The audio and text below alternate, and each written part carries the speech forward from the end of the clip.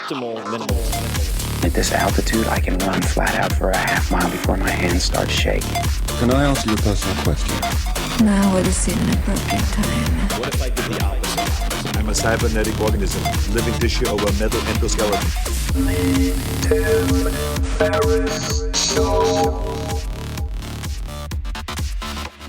This episode is brought to you by AG1, the daily foundational nutritional supplement that supports whole body health. And I do get asked a lot what I would take if I could only take one supplement. And the true answer is invariably AG1. It simply covers a ton of bases. I usually drink it in the mornings and frequently take their travel packs with me on the road. So what is AG1? AG1 is a science-driven formulation of vitamins, probiotics, and whole food sourced nutrients. In a single scoop, AG1 gives you support for the brain, gut, and immune system. So take ownership of your health and try AG1 today. You will get a free 1-year supply of vitamin D and 5 free AG1 travel packs with your first subscription purchase.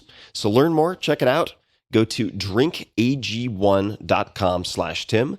That's drinkag1, the number 1, drinkag1.com/Tim.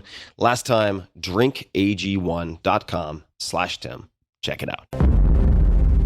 Was gibt Neues, my friends on the internet? This is Tim Ferriss, and welcome to another episode of The Tim Ferriss Show, where it is my job to deconstruct world-class performers of all types, to tease out the habits, routines, tactics, tools, favorite books, etc. that you can use.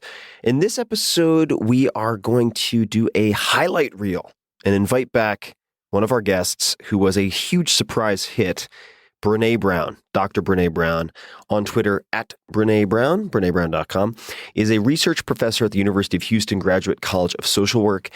Brené's 2010 TEDx Houston talk, The Power of Vulnerability, probably don't associate that with me, but maybe you will by the end of this, has been viewed more than 31 million times and is one of the top 5 most viewed TED Talks in the world. She has spent the past 13 years studying vulnerability, courage, worthiness, and shame. Brené is the New York Times bestselling author of Daring Greatly, The Gifts of Imperfection, and Rising Strong. So this episode turned into a therapy session of sorts for me because I felt like I needed a lot of help related to topics she has explored. And I thought I would give you a sample of some of the highlights, the things that I applied to my own life and have revisited many, many times since. And it includes my commentary. This is really a sample of a small profile in Tools of Titans, which is my new book, toolsoftitans.com. You should check it out. And that book does not have an audio edition. There are too many illustrations, exercises, all sorts of stuff throughout the book for that to be feasible right now. But I want to tease it. I want to give you a little Scooby snack. So hopefully you get the text, that is the hardcover or Kindle edition for yourself and all of your loved ones that you care about. Don't leave them stranded, folks. That would be so callous and selfish of you. So please enjoy this distilled collection of highlights from Dr. Brené Brown. And there are some other goodies that follow that, but I will leave that a surprise for you to experience. So please enjoy this round 2 episode of highlights, action-packed with Dr. Brené Brown. Afraid and brave can coexist. You know, this idea that we're either courageous or we're chicken shit is just not true because most of us are afraid and brave at the exact same moment all day long. My commentary. This reminded me of Cus D'Amato, who was Mike Tyson's legendary first coach and was just a treasure trove of one-liners, but he used to tell his athletes the following before big fights. Quote, "The hero and the coward both feel the same thing, but the hero uses his fear, projects it onto his opponent while the coward runs. It's the same thing, fear, but it's what you do with it that matters." And he, in fact, coached Tyson to the point. And Tyson, I believe, used to, in fact, get extremely sick before his fights, much like Dean Martin before big performances or any performances up until the very end.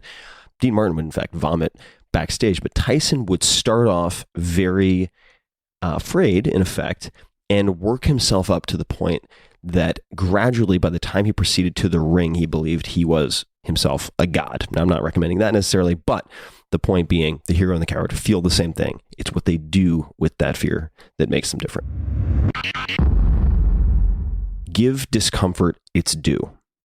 Do you have any ask or request for all the people listening? I would just say keep being part of the conversation about these tougher topics, about vulnerability, about shame, about being brave. Just lean into some discomfort, because I think these seemingly impossible problems that we have around race and homophobia and the environment, and just the lack of love sometimes, are not going to be solved in a comfortable way. We've got to, you have to choose comfort or courage. You just can't have both. So I guess my ask would be more of a big metaphysical ask, that give vulnerability a shot, and give discomfort its due, because I think there is a really strong relationship between your willingness, he or she who's willing to be the most uncomfortable is not only the bravest, but rises the fastest. My commentary. For what it is worth, because thousands of people have highlighted this, one of the most common Kindle highlights from the 4-Hour Workweek is actually very complimentary to this. And it is, quote, a person's success in life can usually be measured by the number of uncomfortable conversations he or she is willing to have. And in fact, when I am perhaps vacillating between to-do items or wondering what the most important thing is on my to-do list, it is generally that which makes me the most uncomfortable. When I had the opportunity, did I choose courage over comfort? Brené actually flew under the radar for a very long time until she came across Theodore Roosevelt's, Teddy's famous arena quote, and I'm just going to give you a piece of it here, and that is, quote, the credit belongs to the man who is actually in the arena, whose face is marred by dust and sweat and blood, who strives valiantly, who errs, who comes short again and again, because there is no effort without error and shortcoming. And there's more to it, of course. She decided at that point to teach as a public figure, to step out of not the shadows necessarily, but the corners into the light, despite hurtful online comments and attacks. In that moment, what I realized is, you know what? I do want to live a brave life. I do want to live in the arena. And if you're going to live in the arena, the only guarantee is you will get your ass kicked. And the second thing is that daring greatly is being vulnerable. So when you ask yourself, did I dare greatly today? The big question I ask is, when I had the opportunity, did I choose courage over comfort? My commentary. This is a great question also for daily review. For instance, as part of the PM review, using something like the 5-Minute Journal or other evening journaling. How that translates to more than 30 million video views. I went to the TED event and I experimented. I really kind of put myself out there. I talked about my own breakdown, spiritual awakening. I talked about having to go to therapy and how much I really hated that. And I kind of thought it was bullshit, but I had to do it. And I really put myself out there. And I remember driving home and thinking, I will never do that again. She then watched the popularity of her video absolutely explode, now totaling more than 31 million views on TED.com and YouTube. And so if I look back, so my takeaway from that experience was this. If I'm not a little bit nauseous when I'm done, I probably did not show up like I should have shown up. One of her rules for public speaking, house lights. So when I rehearse, in the traditional way we think about rehearsing, it's about what I'm going to say and when I'm going to say it and how I'm going to say it. And so if I do that, what ends up happening, and I've tried it a couple times, I get so like prefrontal cortex, I get so wrapped up in, oh, wasn't I supposed to pause here? And wasn't I supposed to do this there? That I'm not connecting. And so for me, it is use images as the arc, understand what every image means to me, and what I want to wrap around that image, and then require that the house lights are on so I can see people's faces. That's a good rule. That's a really good rule. Yeah. So that thing where they're, and I rarely allow any of my presentations to be videotaped. Very, very rarely, because one, if they're taping you, you have to be super hot under the lights and the audience has to be dark. And then it's performance, not connection for me. Shame versus guilt. And shame and guilt are very different. Shame is I am a bad person. Guilt is I did something bad. So you go out on Thursday night, you get wasted, you're so hungover on Friday, you sleep through your alarm clock, you miss a really important meeting, you get to work late on Friday, and your self-talk is, Jesus, I'm a loser. I'm an idiot. I'm such a loser. That's shame. If you get to work on Friday, same scenario, and your self-talk is, dude, I cannot believe I did that. That was such a lame thing to do. That was such a stupid thing to do. The difference is shame is a focus on self. Guilt is a focus on behavior. To be trusted, be vulnerable. It's interesting that you talk about, daily practices, because I think vulnerability is a daily practice. And for a lot of us, at least for me, when it was new, it was about trying on new ways of being and kind of testing it out. One of the things that emerged from the data is this idea of trust and the relationship between trust and vulnerability. And people always ask me, you gain trust first and then you're vulnerable with people. But the truth is you can't really earn trust over time with people without being somewhat vulnerable. My commentary. You should also check out, and you can find all these episodes at 4hourworkweek.com/podcast, but Gabby Reese's advice to go first, as well as Neil Strauss's pre-interview approach, which I cover in the text version and hopefully soon the audio version of Tools of Titans. So check that out. Who do you think of when you hear the word successful? You know what's so weird? I don't picture anybody. I picture the word redefine. That has been such a dangerous word in my research. The word successful or success. I agree. That I don't even use it anymore. Because what does that mean? Like, okay, so I am the CEO of this company. I make a shit ton of money. This is my title. This is the influence and power I have. I'm on my 4th marriage and no relationship with my adult children. Right. So I think when I hear the word successful, my answer is be clear that your ladder is leaning against the right building.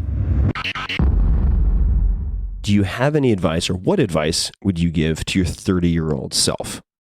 It's okay to be afraid. You don't have to be so scary when you're scared. Huh. Meaning what? Put on airs of confidence and overconfidence? Yes. Like the 30s are so exhausting. It's like the age of, and it is. It's the age of perfecting, proving, pretending. And there's some liberation that for me, that came in my 40s. There was a breakdown, of course, but followed by some liberation that came in my 40s. So I would just say, stop hustling. And now we have a bonus for those of you who may be interested. This is the first chapter of Tools of Titans. It contains some good quotes, some of my favorites. It contains some background on me that you may not be familiar with, as well as some concepts and so on that you can apply without even reading the book, if you're one of those bad people who's not going to even consider it. So let's jump right into it. We'll start with some quotes. Quote, "Out on the edge, you see all kinds of things you can't see from the center. Big, undreamed of things. The people on the edge see them first." Kurt Vonnegut. Quote, "Routine in an intelligent man is a sign of ambition." End quote. W.H. Auden. "I am a compulsive note taker. To wit, I've recorded nearly every workout since age 18 or so. Roughly 8 feet of shelf space in my home is occupied by spine upon spine of notebook upon notebook. That, mind you, is just one subject. It extends to dozens. Some people would call that OCD. A lot of my friends do, and many would consider it a manic wild goose chase. But I view it simply. It is the collection of my life's recipes. My goal is to learn things once so that I can use them forever. For example, let's say I stumble upon a picture of myself from June 5th, 2007, and I think, I really wish I looked like that again. Well, no problem. I crack open a dusty volume from 2007, review the 8 weeks of training and food logs preceding June 5, repeat them, and voila. I end up looking nearly the same as my younger self, minus the hair probably. It's not always that easy, but it often is. Tools of Titans, like my other books, is a compendium of recipes for high performance that I gathered for my own use. This is very important. It was to scratch my own itch. There's one big difference though. I never planned on publishing this one. As I write this, I'm sitting in a cafe in Paris overlooking the Luxembourg Garden, just off of Rue Saint-Jacques. Rue Saint-Jacques is likely the oldest road in Paris, and it has a very rich literary history. Victor Hugo lived a few blocks from where I'm sitting. Gertrude Stein drank coffee. F. Scott Fitzgerald socialized within a stone's throw. Hemingway himself wandered up and down the sidewalks, his books percolating in his mind, wine no doubt percolating in his blood. I came to France to take a break from everything. Everything. And by that, I mean no social media, no email, no social commitments, no set plans, except for one project. The month had been set aside to review all of the lessons I'd learned from nearly 200 world-class performers I'd interviewed on The Tim Ferriss Show, my podcast, which is now more than 100 million downloads. The guests included chess prodigies, movie stars, four-star generals, pro athletes, and hedge fund managers, just to name a few. It's a broad spectrum, and it was a motley crew. More than a handful of them had since become collaborators in business and creative projects spanning from investments to indie film. And as a result, I'd absorbed a lot of their wisdom outside of our recordings, whether over workouts, wine-infused jam sessions, text message exchanges, dinners, or late-night phone calls. And in every case, I'd gotten to know them well beyond the superficial headlines in the media.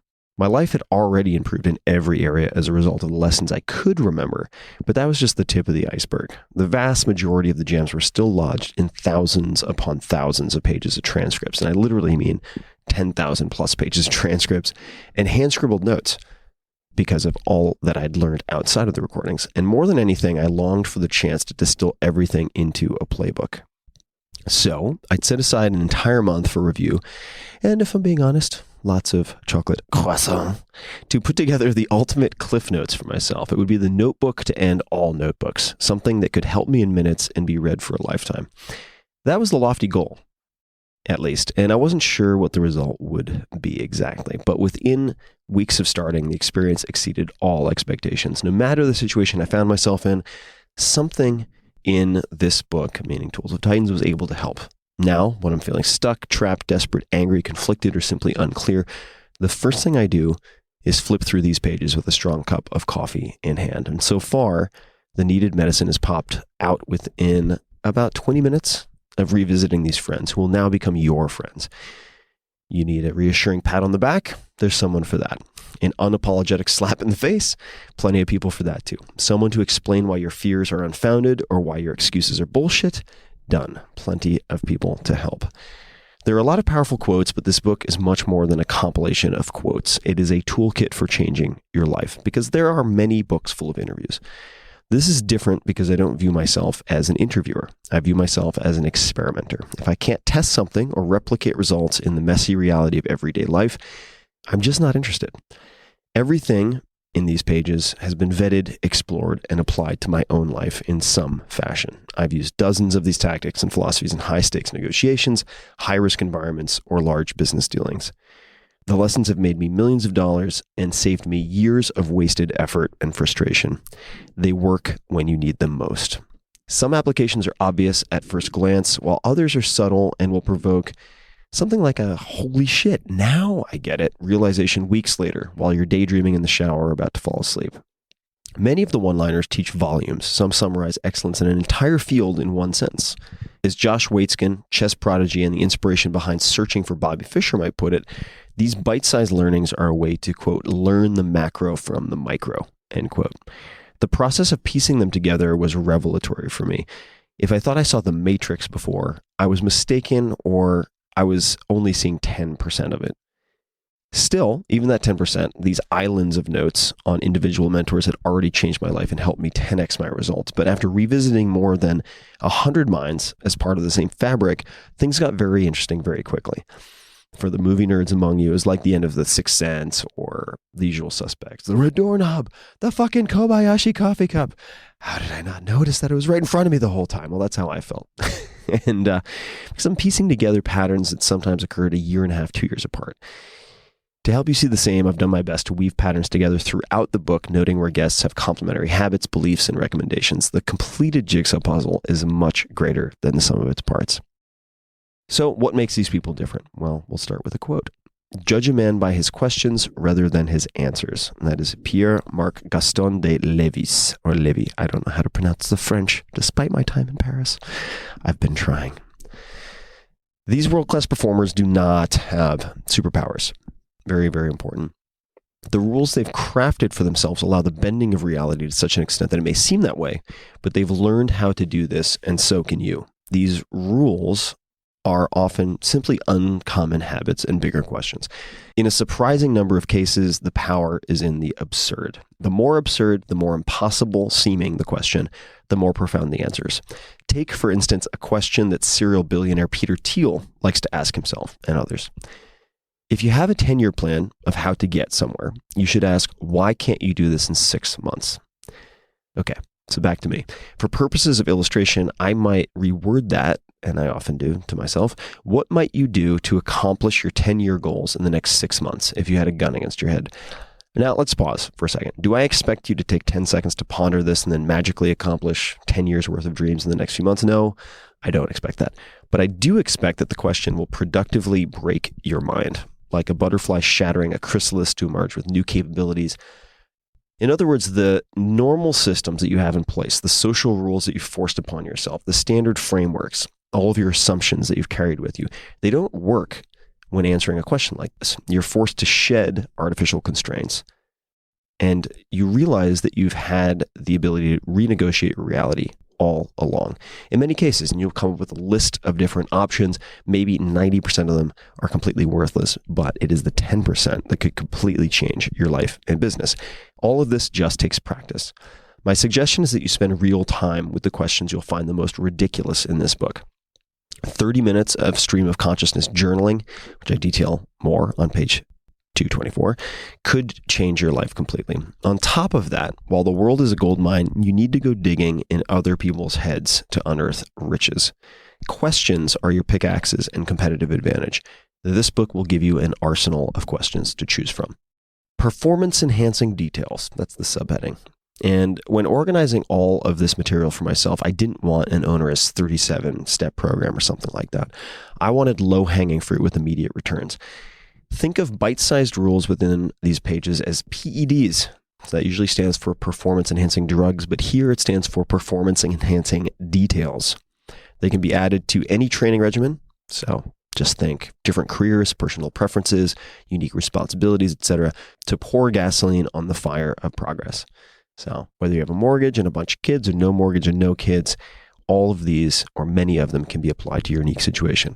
And fortunately, 10x results don't always require 10x effort. Big changes can come in very, very small packages to dramatically change things for you. You don't necessarily need to run a 100-mile race, get a PhD, or completely reinvent yourself. It's the small things, the very small things done consistently that are the big things. For instance, practicing red teaming once per quarter, as, say, a General Stanley McChrystal or a Mark Andreessen might more often.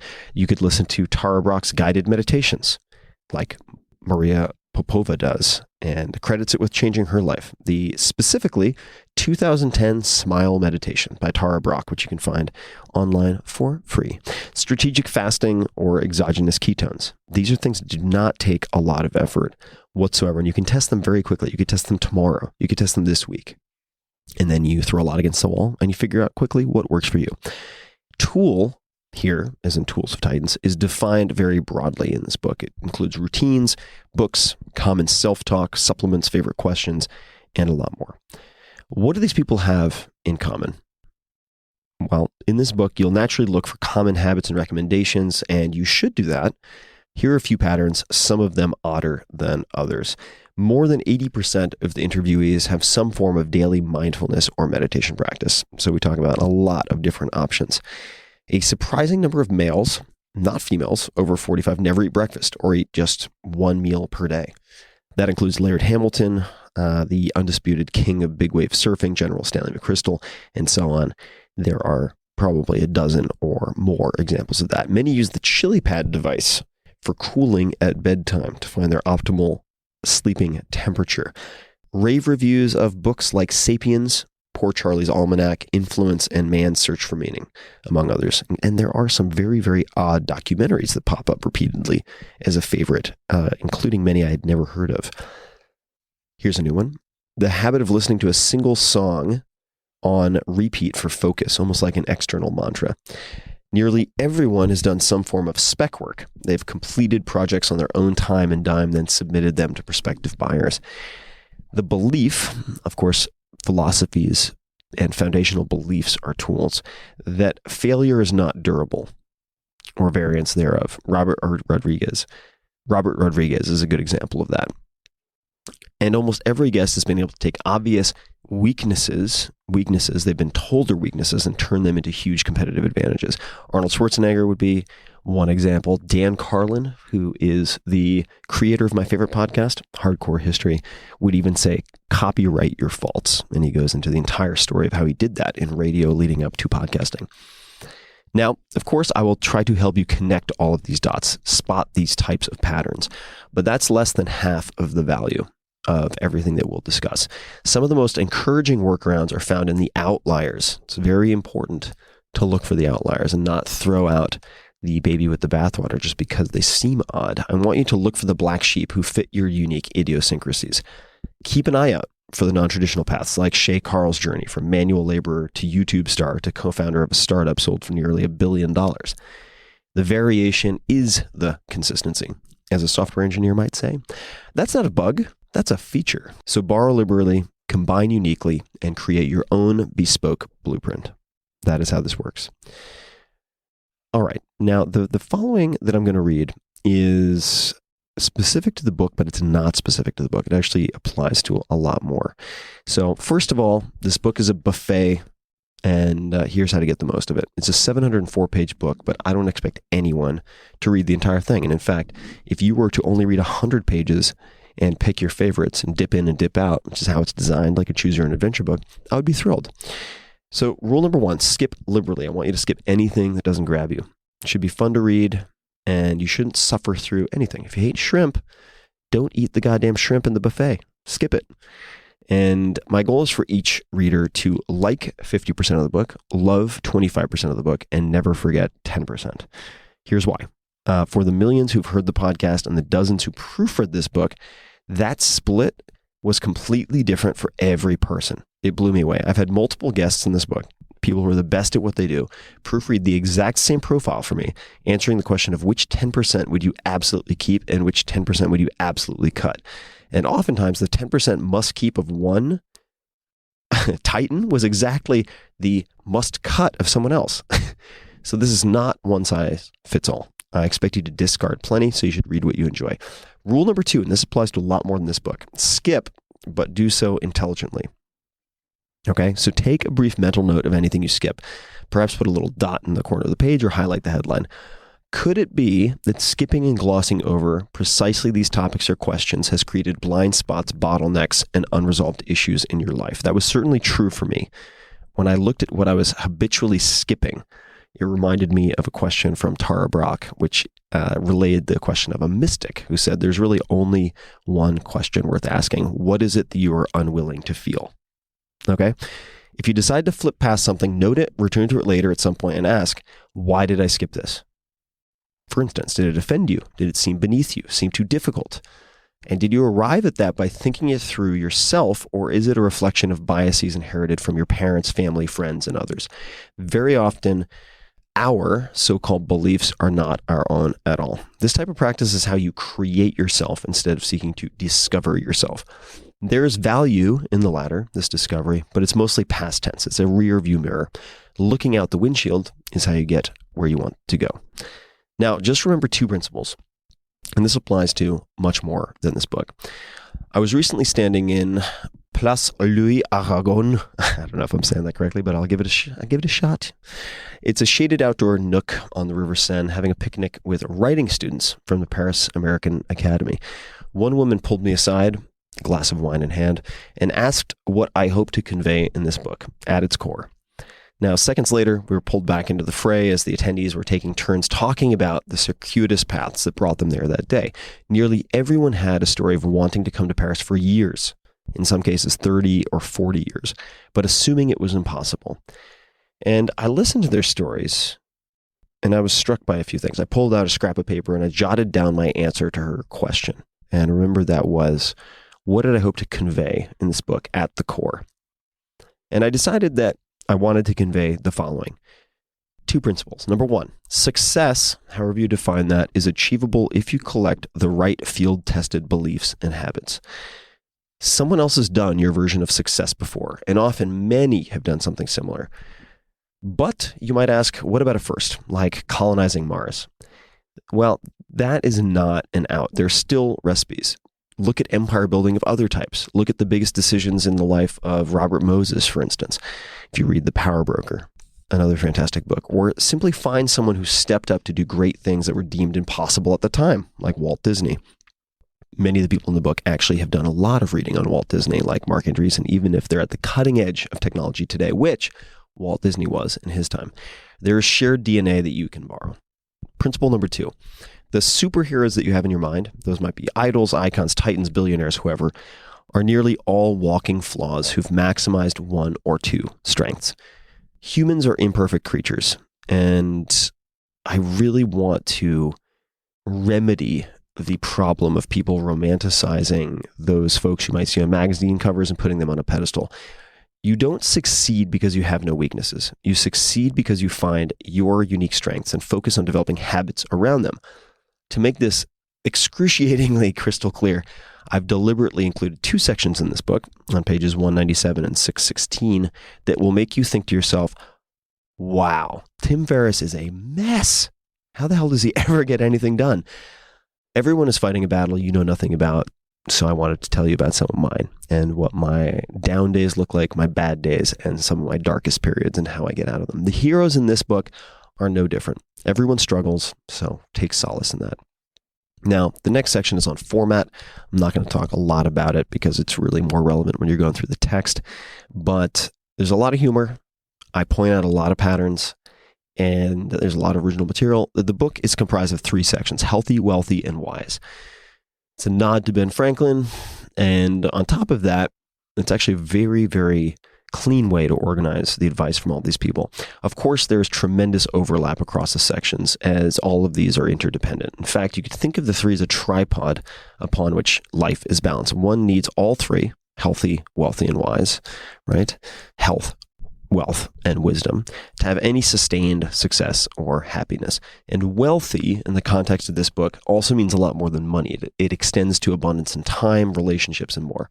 My original intention with the 4-Hour Workweek, the 4-Hour Body, and the 4-Hour Chef was to create a trilogy themed, like I mentioned, after Ben Franklin's famous quote, "Early to bed and early to rise makes a man healthy, wealthy, and wise," even though I don't really wake up that early. People constantly ask me, what would you put in the 4-Hour Workweek if you were to write it again? How would you update it? And they ask me the same thing for the 4-Hour Body and the 4-Hour Chef. Tools of Titans is, in effect, my answers for all 3. So you could think of Tools of Titans as the follow-up, the sequel to all 3 books at once. Okay, we're wrapping up shortly here. So my send-off to you, the 3 tools that allow all the rest. And I'm going to do a little trial run of acting as audiobook narrator in this one with trying to voice different characters. We'll see how that goes. All right, here we go. So Siddhartha by Hermann Hesse is recommended by many, many guests in this book. There's one takeaway that Naval Ravikant, who is one of the most successful entrepreneurs and investors in Silicon Valley, quietly dominating many aspects of that entire game, and really a sort of philosopher king in his own domain in a lot of respects. He would never say that, but I will. He has reinforced with me several times. By the way, side note, when my Jamie Foxx episode won Podcast of the Year in 2015, Second place was Naval Ravikant, a name that almost nobody knew, just based on the caliber and quality of the content that he talked about and discussed and shared in that episode. So he's an incredible guy. But he's reinforced with me personally several times on our long walks a story. And the protagonist, Siddhartha, a monk who looks like a beggar, is that he's come to the city and he falls in love with a famous courtesan named Kamala. He attempts to court her and she asks, "What do you have?" A well-known merchant similarly asks, "What can you give that you have learned?" His answer is the same in both cases, so I've included the latter story here. Siddhartha ultimately acquires all that he wants. Okay, that's critical. He starts off with very, very humble beginnings. Now, here we go. Let's try this out. All right, I'm gonna tell you who's talking first. Here's the merchant. "If you are without possessions, how can you give?" Siddhartha.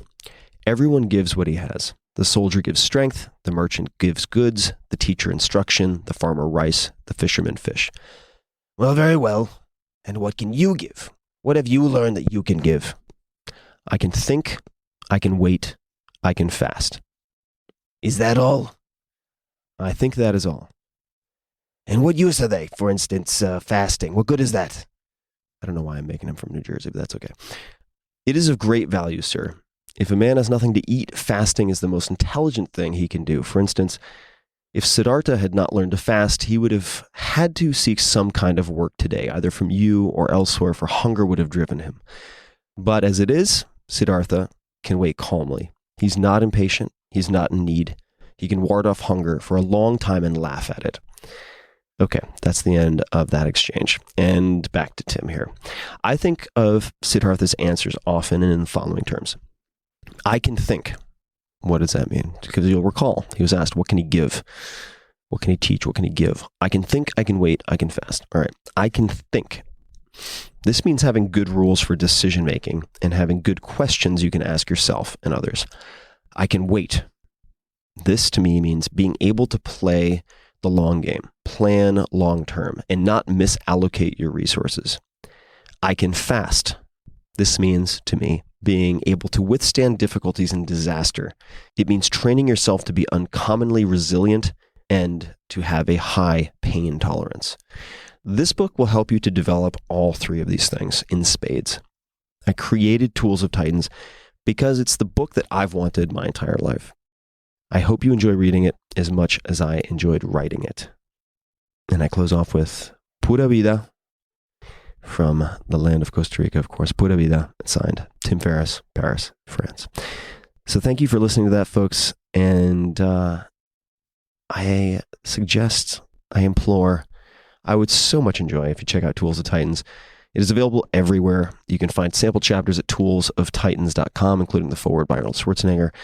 Please consider it for yourself and for those you care about. It is extremely, extremely extensive and easy to read. It's fun. It's the first book that I've enjoyed writing. So there you have it. Toolsoftitans.com. It's also available at Barnes & Noble, Books A Million, Amazon, iBooks, IndieBound, Indigo, everywhere. So as always, and until next time, guys, thank you for listening. Hey guys, this is Tim again. Just a few more things before you take off. Number one, this is 5 Bullet Friday.